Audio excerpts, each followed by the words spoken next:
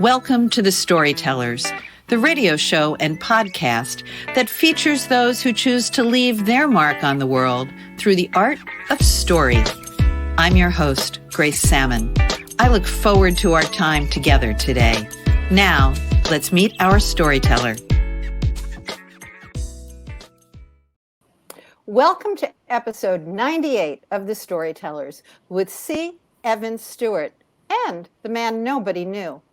Mr. Stewart is a senior partner at a New York City law firm. He is a visiting professor at Cornell University, an adjunct professor at Fordham University, a regular contributor to the New York Law Journal. He's an expert witness, frequently an expert consultant for CNBC, CNN, Bloomberg, and other media outlets. He's present on many, many boards, but today he comes to us as a storyteller. Welcome to the Storyteller's microphone, Evan. Thank you, Grace. It's a real pleasure to be here.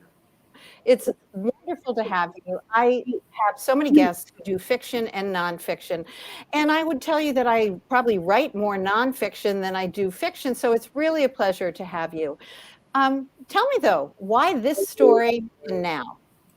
Well, this is the now is a good point, because I actually took on this assignment 21 years ago from a beloved law professor of mine who had taken on the biography of Myron Taylor in his retirement, and he became very, very sick. He almost died, and he recovered, but not well enough to complete what he had started. So he asked me if I would finish what he had started, and I was so fond of this man, and I didn't really realize what I was getting into when I said yes, because so much work needed to be done. So here I am 20 some odd years later, having finished the book. But the project is a much better book because of the amount of time it took to finish it. I think that is frequently the case. I was speaking to an author the other day who was talking about 30 drafts of their book.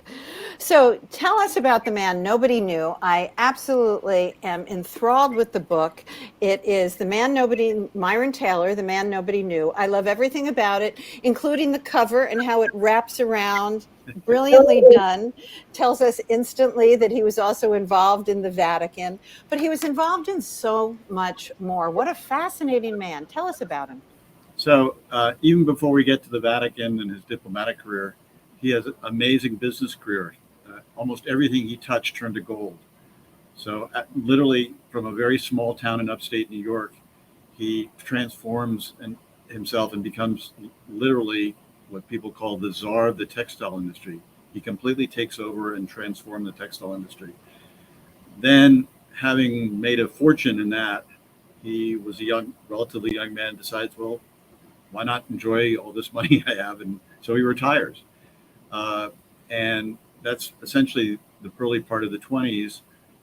But he's in such demand. He's on literally every corporate board. He saves Goodyear Tire from going under.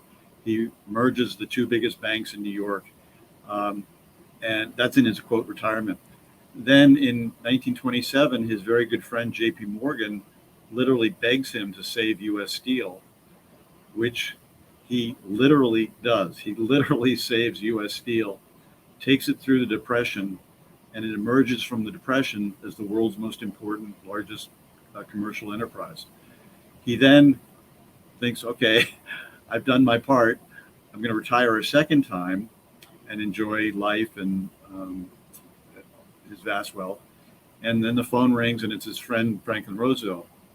And his first job is to save the Jews who are in Germany.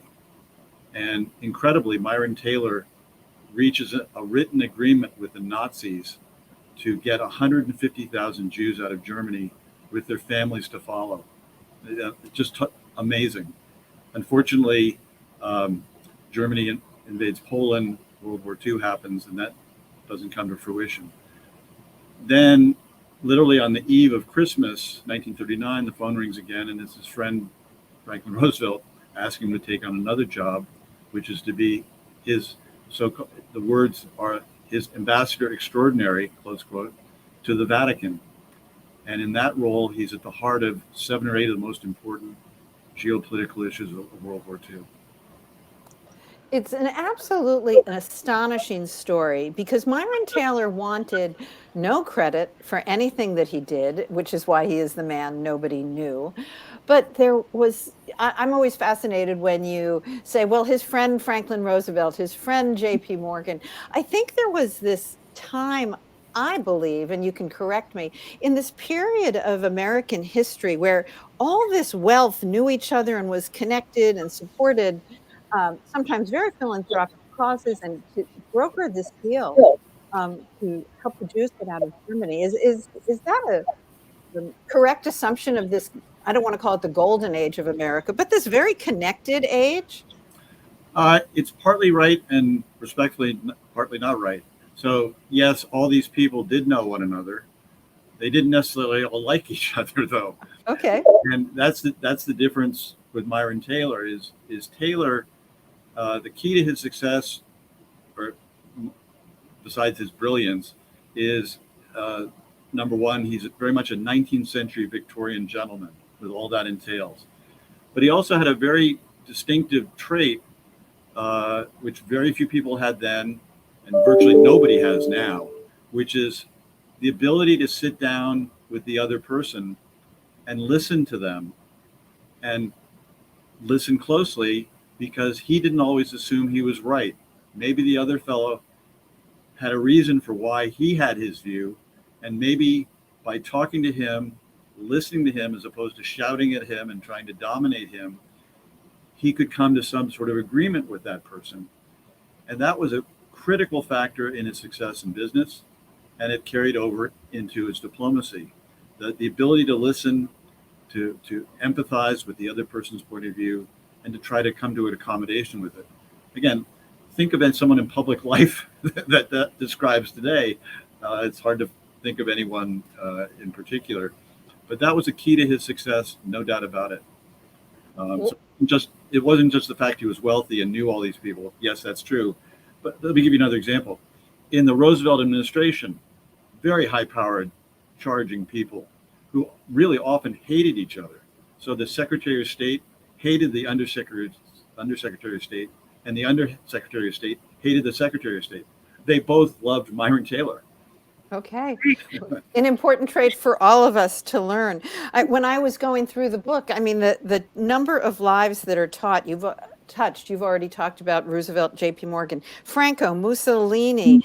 We haven't gotten to Pius XII yet. President Truman. Tell us more. It's unbelievable. I mean, so he is the man nobody knew, which is the title that the national media gave him when he took over U.S. Steel, because he didn't give press conferences. So even though he's one of the wealthiest men in the country and was now running U.S. Steel, he didn't give press conferences. So Franco, just one example, he, in literally an hour and a half, he talked Franco out of joining the Axis side in World War II. It's sort of amazing, but that's just a fact.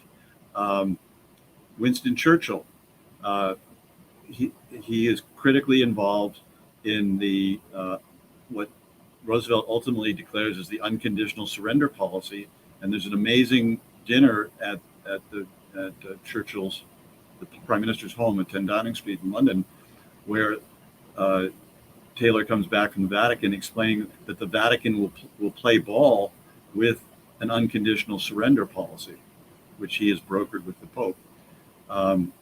So on and on and on. I mean, the interesting thing for me about this is that these stories have never been told before, because Taylor's stories have never been told before. The archival materials where these stories are have never been literally mined.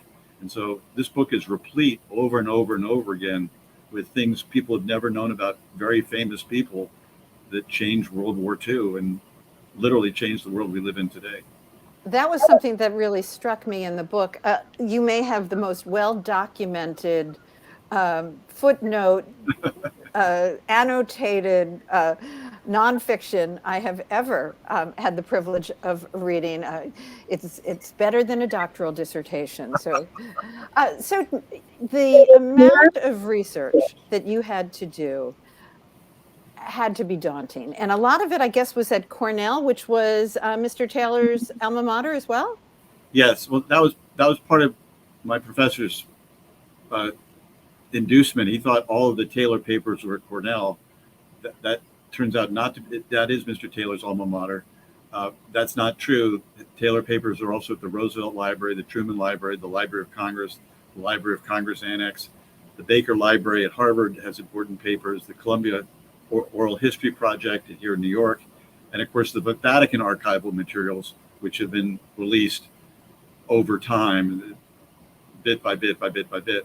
So these archival materials are all over the place. So talk to us a little bit about the research for that. I'm sorry, Talk to us about your research process. What did you enjoy? How did you like becoming a storyteller in a much different way than your law career would have ever led you to? Yeah, so doing archival research is sort of like being an archaeologist.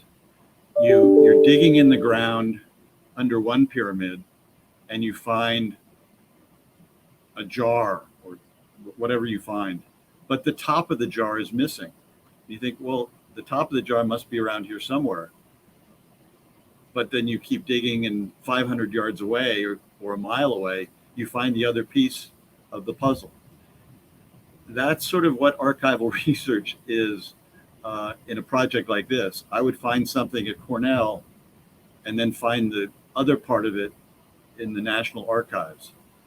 Or I'd find something at the Roosevelt Library and it would be, the other part would be at Cornell. It's a little bit frustrating at times, but when you ultimately find both pieces, it's a pretty eureka, cool moment. The other thing that's really cool is when you find something, because obviously I've never met Mr. Taylor. I've never met anyone who knew Mr. Taylor, so I could never talk to any of those people. But in the Columbia Oral History Project, there are some amazing things that when I find them and read them, I feel like, my God, I really know this man. The incident that's being revealed is so essential to who Mr. Taylor was that I don't have to meet Mr. Taylor. Another person telling me this story has given me a blinding insight to this man. And I'm assuming he did not have children. I know that he kept on thinking that he was going to retire with his wife, and that just kept not happening. Yeah, he didn't have children. I don't know the reason for that, but I would say he and his wife, Annabelle, she's on the cover with him after their papal audience at the Vatican. They had a wonderful, wonderful, loving relationship. And people who knew Mr. Taylor well knew that the best way into his heart, if you will, was through Annabelle. So it's fascinating to see these letters from Churchill, President Truman, President Roosevelt. They almost invariably always sign off saying, and please give my love to Annabelle. They knew that was the soft spot in his heart, and they had a really, truly loving relationship. There's a wonderful picture. It's one of the last pictures in the book of him being very solicitous of her in her old age on his last trip to the Vatican in 1952. And it really, to me anyway, it is so emblematic of how much he loved her and what a wonderful, supportive relationship they had. It's a wonderful marriage. One of the things that struck me was that, he, as I mentioned, and you mentioned as well, that he thought he would retire. And in today's world, I think we would call it pivoting. He always pivoted back to something else. What was his motivation there, do you think? Well, he just thought, if the President of the United States wants me to do something, it's my duty to do it. And as I say in the preface of the book, this is what made him so valuable to Roosevelt, because there's only one other presidential aide that I know of that was like that under Roosevelt, a very important man named Harry Hopkins. And this was important for Roosevelt because he, especially in a key role like this, he had to have someone in the Vatican who did not have a separate agenda, was not trying to advance something that was inconsistent with what the president wanted. Just by contrast, when Joseph Kennedy was the ambassador to Great Britain, he was causing all sorts of problems for Roosevelt because he was trying to promote himself all the time and wouldn't take orders from the president. This is the absolute opposite type of thing, and Roosevelt knew he could count on that. So like, Taylor took on these jobs for Roosevelt with some degree of reluctance, but he felt it was his duty. Again, this 19th century Victorian gentleman, if the president needs me, sincerely needs me, I will do it. It's as simple as that. You've taught us a few things that are important in today's world, the ability to listen, the ability to bring people together. Well, what are some of the other lessons, perhaps, that we should learn from Myron Taylor, the man nobody knew? In today's world. In today's world. Well, one of the interesting things is the what's going on in Ukraine, right? That's very similar to the world we were facing when Taylor takes on this assignment. So one thing we learn is, while history doesn't necessarily repeat itself, there are a lot of things in history that are quite similar. So when we think about the world we live in today, so he was the original architect of the economic world we live in today. One of the things he was doing in World War II, when he could not get back to the Vatican, was overseeing post-war economic planning, which leads to the Bretton Woods Agreement. That's an agreement that is essentially governing our economic world today. Similarly, he is one of the godfathers, a handful of godfathers of the United Nations. Obviously, we live in a world where the United Nations is pretty important, but he's right at the center of that. So those are some of the geopolitical things that he did. I'm not sure I can, besides how his ability to deal with people and bring them together, and so let me give you a classic example of that. Please. He was the first industrial leader to agree to unionization of his company. He met with John L. Lewis, who was the head of the CIO, who was a very difficult fellow, to put it mildly, and he came to favorable terms to unionize U.S. Steel. All of his other industrial leaders thought he was a traitor. It was the smartest thing he ever did. It not only was a decent thing to do for the U.S. steel workers, but it helped U.S. Steel emerge from the Depression, going gangbusters while everyone else was having labor riots. And he never fired anyone, as I understand. At the depth of the Depression, he didn't fire anyone. Can you imagine a CEO doing that today? It's unthinkable. But J.P. Morgan, again, when he allowed unionization to be at U.S. Steel, J.P. Morgan said, it's the finest thing I've ever seen in business. Right?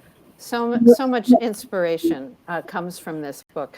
You've had a very active, big law career, and I'm not exactly sure how you had time to write this, but how has writing this book changed you?